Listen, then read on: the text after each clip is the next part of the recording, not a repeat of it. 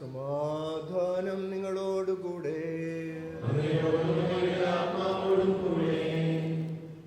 വിശുദ്ധ യോഹന്നാൻ അറിയിച്ച നമ്മുടെ കർത്താവ് യേശു മിശിഹായുടെ പരിശുദ്ധ സുവിശേഷം. അധ്യായം 14, 11 മുതൽ 14 വരെയുള്ള വാക്യങ്ങൾ. ഞാൻ പിതാവിലും പിതാവ് എന്നിലുമാണെന്ന് ഞാൻ പറയുന്നത് വിശ്വസിക്കുവിൻ. അല്ലെങ്കിൽ ഈ പ്രവൃത്തികൾ മൂലം വിശ്വസിക്കുവിൻ. സത്യം സത്യമായി ഞാൻ നിങ്ങളോട് പറയുന്നു, എന്നിൽ വിശ്വസിക്കുന്നവനും ഞാൻ ചെയ്യുന്ന പ്രവൃത്തികൾ ചെയ്യും. ഞാൻ പിതാവിൻ്റെ അടുത്തേക്ക് പോകുന്നത് കൊണ്ട് ഇവയേക്കാൾ വലിയവയും അവൻ ചെയ്യും. നിങ്ങൾ എൻ്റെ നാമത്തിൽ ആവശ്യപ്പെടുന്നതെന്തും പിതാവ് പുത്രനിൽ മഹത്വപ്പെടുവാൻ വേണ്ടി ഞാൻ പ്രവർത്തിക്കും.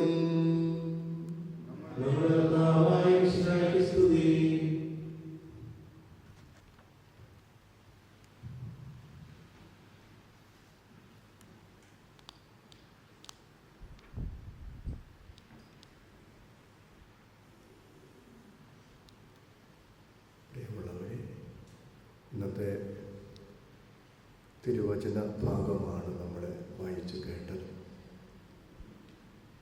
ഈശോയിൽ വിശ്വസിക്കുന്നവന് എല്ലാം സാധ്യമാണ്. ഇതാണ് പഠിപ്പിക്കുന്നത്.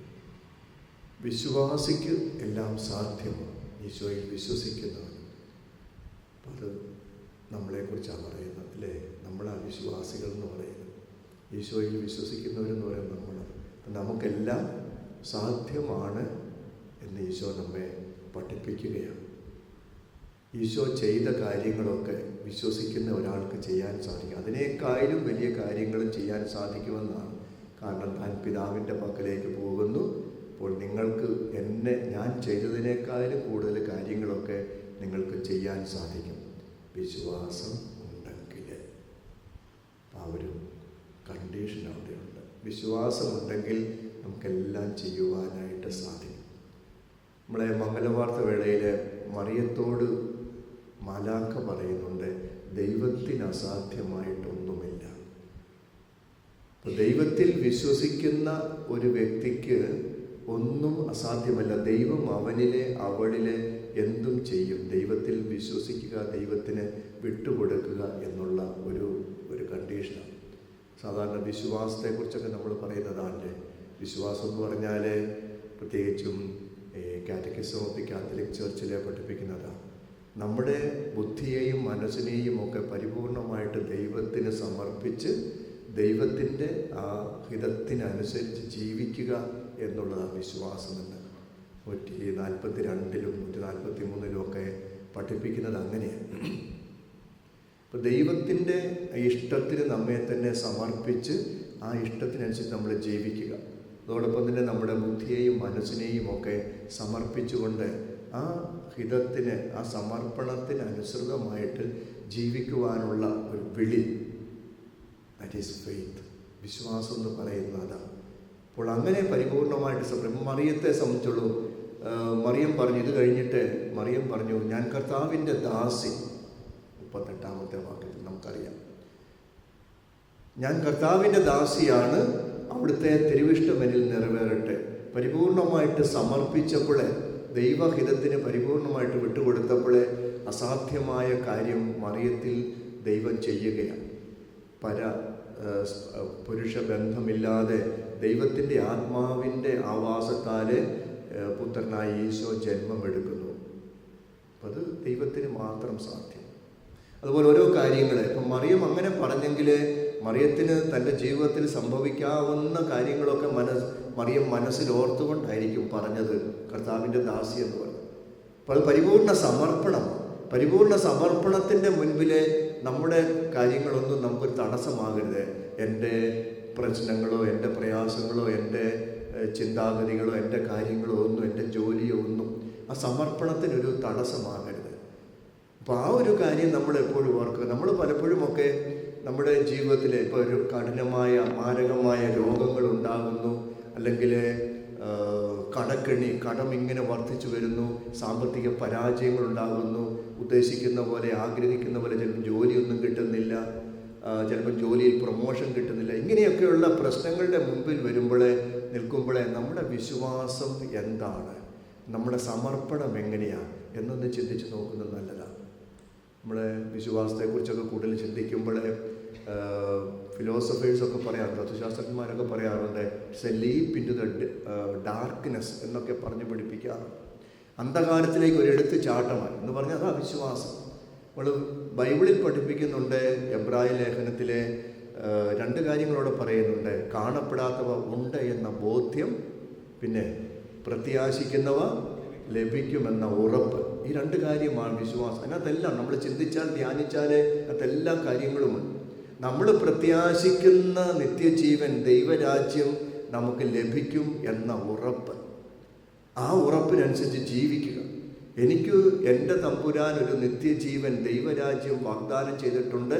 ആ വാഗ്ദാനം ലഭിക്കുവാനായിട്ട് ഞാൻ ഈ ലോകത്തിലായിരിക്കുമ്പോൾ ജീവിക്കണം. ഈ ലോകത്തിലെ എൻ്റെ ജീവിതം അപ്രകാരമായിരിക്കണം. ഈ ലക്ഷ്യം മുന്നിൽ കണ്ടുകൊണ്ടുള്ള ജീവിതം, അതിൻ്റെ മുമ്പിൽ മറ്റൊന്നും തടസ്സമാകരുത്. ഇതൊക്കെ നമ്മൾ കാണാറുണ്ട്. മനുഷ്യരൊക്കെ ആഡംബരത്തിലും ധൂർത്തിലും ഇങ്ങനെയുള്ള കാര്യങ്ങളിലൊക്കെ, ആഘോഷങ്ങളിലുമൊക്കെ എന്തുമാത്രം അർപ്പണത്തോടു കൂടി അവരൊക്കെ ജീവിക്കുന്നത്. മുഴുവൻ ആഡംബരവും എല്ലാ കാര്യങ്ങളിലുമൊക്കെ.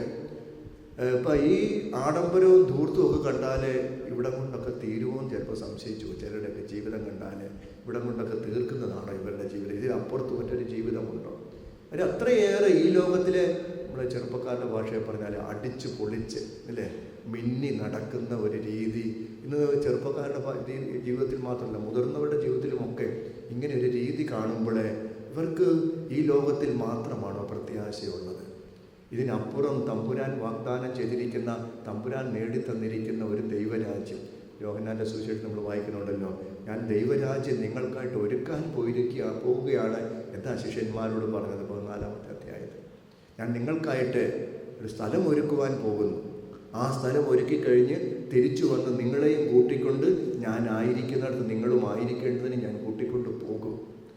അപ്പോൾ ആ ഒരു ബോധ്യമോ വിശ്വാസമോ ഒന്നും അല്ലെങ്കിൽ ചിന്തയോ ഒന്നും നമുക്കില്ലാതെ ഈ ലോകത്തിൻ്റെ കാര്യങ്ങളിലൊക്കെ മുഴുകി അല്ലെങ്കിൽ അതിലൊക്കെ കൂടുതലായിട്ടൊക്കെ ഇടപെട്ട് ജീവിക്കുകയാണ്. അപ്പം നഷ്ടപ്പെടുന്നത് എന്താ?